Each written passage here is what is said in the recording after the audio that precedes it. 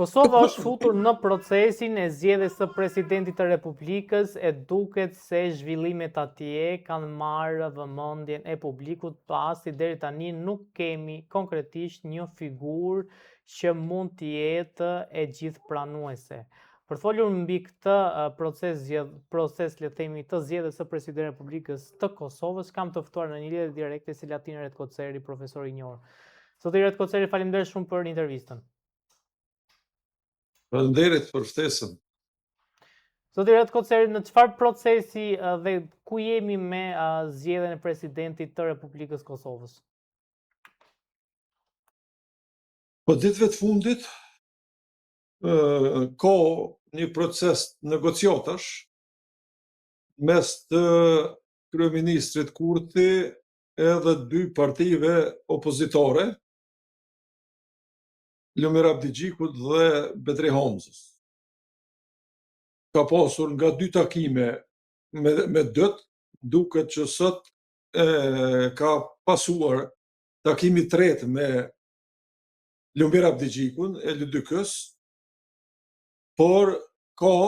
bisedohet edhe flitet në Kosovë që është zhvilluar një takim mes Kurtit edhe presidentës Osmani. Gjitha këto bisedime deri tani nuk kanë dhënë ndonjë rezultat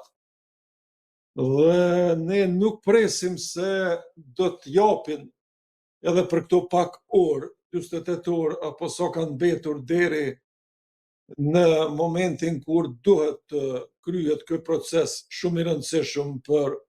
Kosovën, bazuar në krejt ato që kanë ndodhur,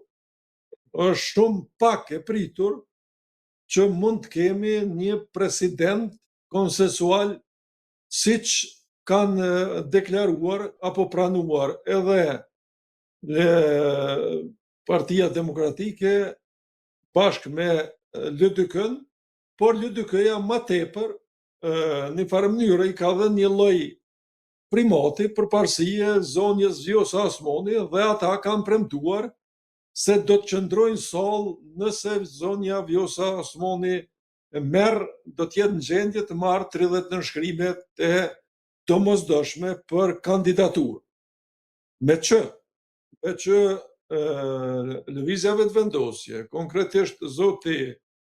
Albin Kurti nuk i ka premtuar zonjës Vjosa Osmani se do ja bëj nënshkrimet, atëherë pak ka gjos që zonja Osmani do të jetë në gjendje ta ketë kandidaturën në ditën e ejte kur duhet të mbahet seanca deri në ora 00. 24 shohim edhe të presim, por shihet shumë mirë që kalkulimet e zotit Kurti janë që të shkojmë drejt në një procesi të ri zgjedhor, sepse ai si duket nuk po dëshiron që të ketë një kandidat apo dy kandidat që ka kërkuar Partia Demokratike e Kosovës, ata ti propozoj edhe mund të mos jenë fare antar të Partisë Demokratike, por s'paku ata kanë kërkuar që propozimi për dy antar të vjen nga Partia Demokratike dhe kështu të votohet njëri prej tyre. Përndryshe, Kurti nuk ka pranuar, ai kërkon që edhe një kandidat i lëvizjes vetëvendosje të propozohet. Në të njëjtën kohë të kemi 3 kandidat dhe të shkohet në proces zgjedhor. Këtë nuk do të haj Partia Demokratike, sepse nëse ata qëndrojnë sallë, momentin kur 3 kandidat do dalin në votim, atëherë dihet mirë filli se do të fitoj kandidati i lëvizjes vetëvendosje, gjë që nuk e pranon parku opozitor, as LVV, as LDK-ja dhe as PDK-ja. Andaj themi se po shkojmë drejt një bllokade të re, e cila nuk dije se ku, nuk den askush se ku do të na shpije. Me Vjosa Osmanin, si duket është e gatshme LDK-ja të qëndrojnë sallë, nuk është me rëndësi a do të votojnë apo jo, edhe pse për momentin po flitet se 4 deputet të Lidhjes Demokratike të Kosovës nuk e përkrahin zonjën Vjosa Osmani dhe nuk do të qëndrojnë sallë. Megjithatë, i afrohemi shifrës 79 që ka mundësi ndonjë kontrabandim apo 2 deputet të komunitetit serb, ata janë Goran Kosovës, por janë në listën e deputetëve serb, ka mundësi që dikush të negocioj me ta, siç ka ndodhur edhe në rastin e kaluar, kur 2 deputetet Adem Hoxha edhe një tjetër nga lista serbe kanë votuar apo kanë qëndruar në sallë dhe përsëri ka mundësi që nëse shkohet me Vjosa Osmanin që të qëndroj LDK-ja edhe të kaloj me 81 vota në kuti procesi i zgjedhjes së presidentes, por problemi më i madh është që lëvizja vetëvendosje nuk ja jep të nënshkrimet zonjës Vjosa Osmani. Kështu që jemi para një krize të re institucionale, edhe kjo na çon në mënyrë automatike në zgjedhje. Do të themi edhe diçka, se sot po qarkullon informata tjetër se zoti Kurti do ta propozoj Glauk Konjufcen si kandidat i mundshëm për president. Me këtë zoti Kurti definitivisht e bllokon edhe një herë dhe e çon vendin në zgjedhje, sepse zoti Konjufca nuk është kandidat konsensual, ai i takon lëvizjes vetëvendosje dhe është njeriu i dytë më i votuari në procesin e kaluar zgjedhor, edhe me këtë ai nuk mund të mashtroj apo të qëndroj opozita në sallë për të votuar një kandidat të Lidhjes Demokratike, me që do t'i kemi 3 pushtetet në dorën e LDK-s, gjë që është keq për të ardhmen demokratike të Republikës Kosovës. Kryetarja e Kuvendit Albulena Haxhiu është e vetëvendosjes, kryeministri gjithashtu Albin Kurti i vetëvendosjes dhe Glauk Konjufca president, të 3 funksionet kryesore të shtetit të kalojnë në dorën e vetëvendosjes. Atëherë dihet mirëfilli se çka do të ndodhë me Kosovën. Kosova do të shkojë drejt autoritarizmit dhe këtë nuk duhet ta pranoj në asnjë mënyrë opozita, që 3 funksione të rëndësishme, se më pas do ta kemi edhe kopjen e prokurorisë, kopjen e gjykatës edhe të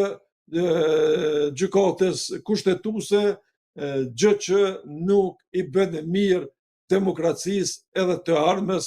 euroatlantike të Republikës Kosovës. Profesor, çfarë ndodh nëse nuk zgjidhet presidenti, shkohet në zgjedhje të parakohshme dhe përsëri vetëvendosja merr një numër të caktuar deputetësh? A ka mundësi me numrin që mund të marrë, pra çfarë numri duhet të marrë vetëvendosja që ta zgjidhe vetëm me presidentin? Se çfarë kuptimi ka që Kurti ta çojë vendin në zgjedhje dhe të jemi në të njëjtat kushte siç jemi tani? Unë edhe në intervista tjera kam thënë që Kurti ka probleme të mëdha me procesin negociator që pason, edhe marrëveshjet të cilat i ka me Serbinë. Edhe kështu që Kurti me këtë insistim, sepse ai sigurisht do të pranonte diken nga opozita, por megjithatë do të pranonte diken për kryetar nga opozita, por ai nuk e ka qëllimin që ai të fitojë më shumë në zgjedhjet e ardhshme. Ai dëshiron që të fitojë më pak edhe të koalicionet t'i ketë të domosdoshme, pa marrë parasysh me LDK-n, apo me PDK-n, por mendimi im është se ai dëshiron t'jetë në koalicion me PDK-n, sepse proceset të cilat e presin zotin Kurti do t'ja bardh Partisë Demokratike të Kosovës, kështu që ai do të shpëtoj nga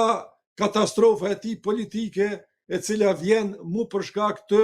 marrëveshjeve të dëmshme që ai ja ka bërë vendit në Bruksel edhe në aneks marrëveshjen e Ohrit. Kështu që në mënyrë automatike shkohet në zgjedhje në bazë kushtetutës nëse nuk kalon zgjedhja presidentit. Dhe brenda 45 ditësh ne do t'i kemi zgjedhjet minimum, maksimum 45 dite, edhe kështu që do të shkojmë në një proces zgjedhor që Kurti është shumë i sigurt që në kushte normale, kur diaspora nuk do t'jetë në Kosovë, por edhe me këtë rast kur ai nuk është duke e kandiduar zonjën Vjosa Osmani, ai e din sakt se do të humb minimum 10% votave. Kështu që ai do të jetë në një kohë mes 37 deri në 42% të votave të qytetarëve në zgjedhjet, kurdo që ato të pasojnë, nëse do të arrijë zonja Vjosa Osmani të formojë një parti shpejt, ajo do të kandidoj me partinë e vet ose do t'i bashkangjitet Lidhjes Demokratike të Kosovës, dhe kështu një elektorat minimum prej 50.000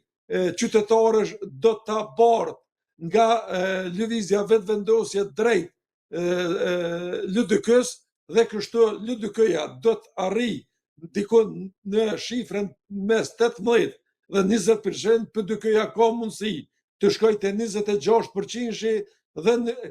Aleanca sigurisht do të ruaj pragun, dhe në këtë mënyrë parku opozitar do të ketë më shumë vota se sa edhe në të ardhmen. Unë besoj shumë që do të jetë një koalicion opozitar, pa marrë parasysh që del më i miri vetëvendosja, do të shkoj në zgjedhjen e institucioneve nga ana e opozitës, sepse Kurti veç po shihet se dëshiron të largohet nga një proces i arshëm, i cili është shumë i vështirë, dhe dëshiron ta kaloj domosdo muajin prill pa institucione, të kaloj në një qeverisje detyrë, dhe kështu të mos jetë i obliguar që t'i përgjigjet mundësisë për një takim, për një marrëveshje të re, e cila si duket është përgatitur në Shtetet e Bashkuara të Amerikës, dhe ajo është prezantuar ministrit të jashtëm Marko Gjuriqit, i cili ishte në vizitë në Shtetet e Bashkuara të Amerikës, dhe ajo marrëveshje është prezantuar edhe është bërë me dije që e pranuan apo se pranuan Serbia ose Kosova. Kjo do të jetë marrëveshje obligative, dhe unë konsideroj se ne nuk jemi askushi për Amerikën, që në këtë krizë të madhe globale, kur e tërë lindja e mesme është në luftë, jemi shumë afër një lufte të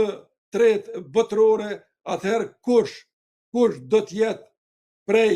liderëve të Kosovës që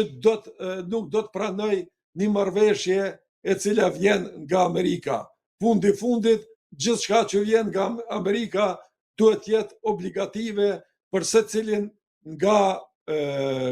kryeministrat, qoftë ajo nga lëvizja vetëvendosje LDK-ja ose PDK-ja, por në këtë rast zoti Kurti frigohet sepse krahun e luftës apo TUÇK-s nuk e ka brenda të rrallëve të veta, e ka vetëm një oligarki të ish komunistëve dhe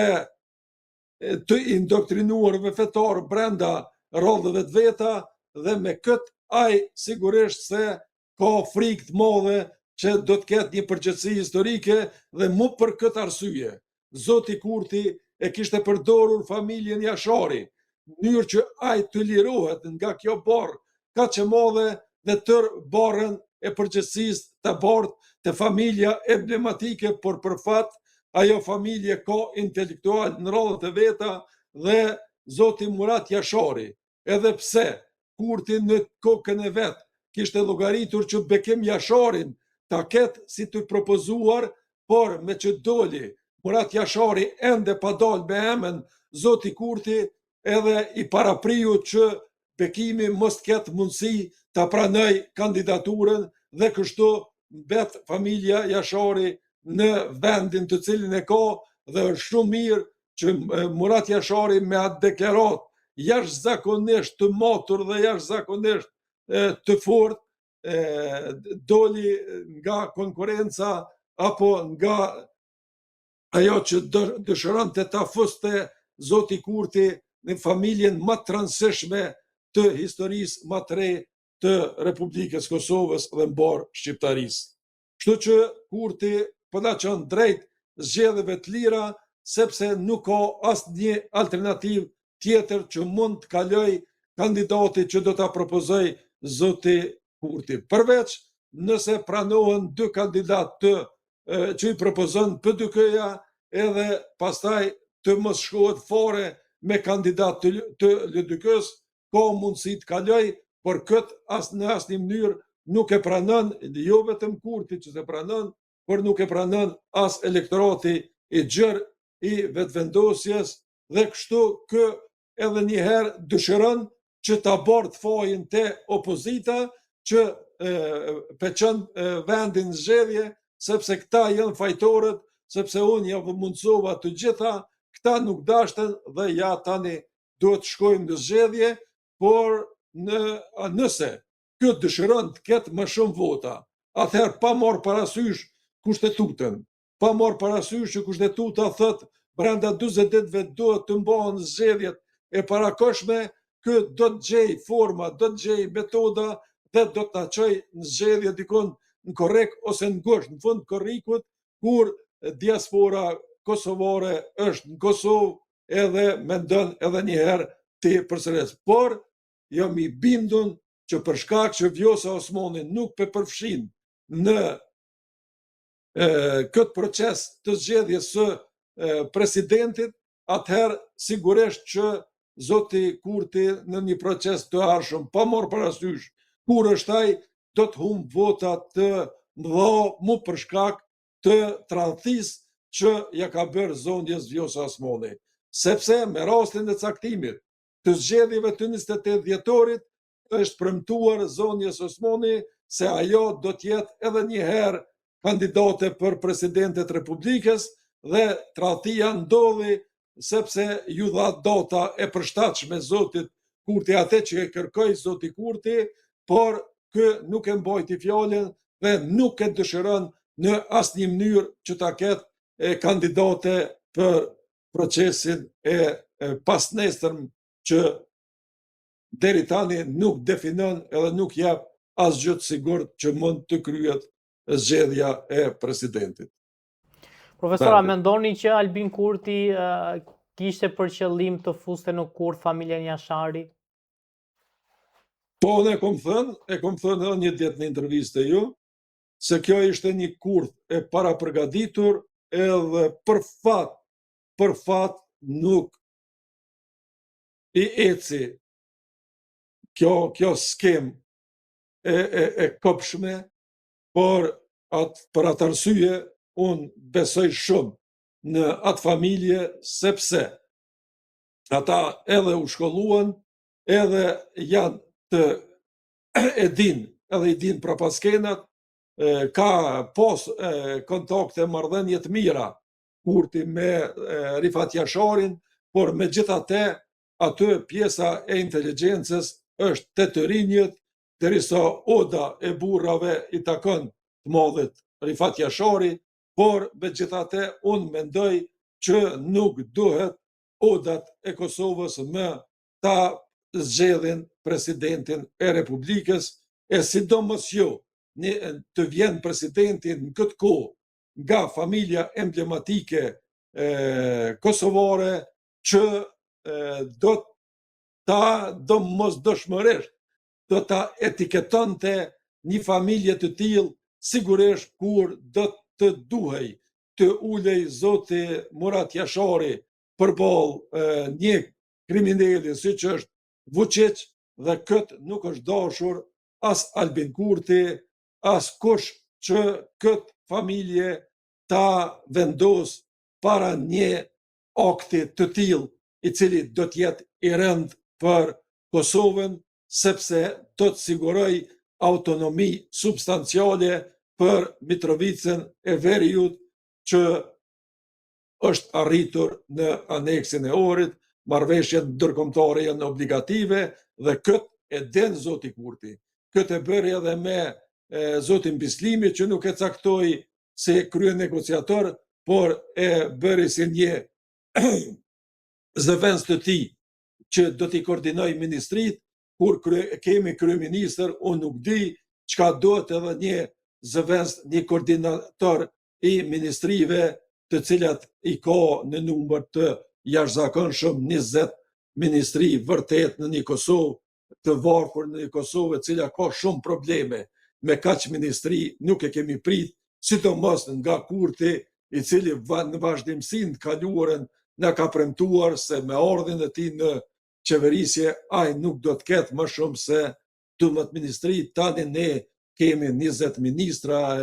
40 zëvendës ministra, sigurisht edhe shumë këshilltar, gjë që është një kabinet jashtëzakonisht shumë i ngarkuar. Mirë u bë që Murat Jashari në një prononcim të tillë historik tregoi cilat momente mund ta vendosin atë në krye të shtetit. Ato momente janë të jashtëzakonshme, vetëm në rast të ndonjë lufte eventuale të Kosovës, ata janë në gjendje ta marrin barrën e udhëheqjes komandantit suprem të luftës e ASS në këto momente kur Kosova është në një udhkryq që nuk e di askush ku edhe ka po na shpije. Profesor, faleminderit shumë për intervistën, ishte kënaqësi. Faleminderit për ju, kënaqësia ishte imja.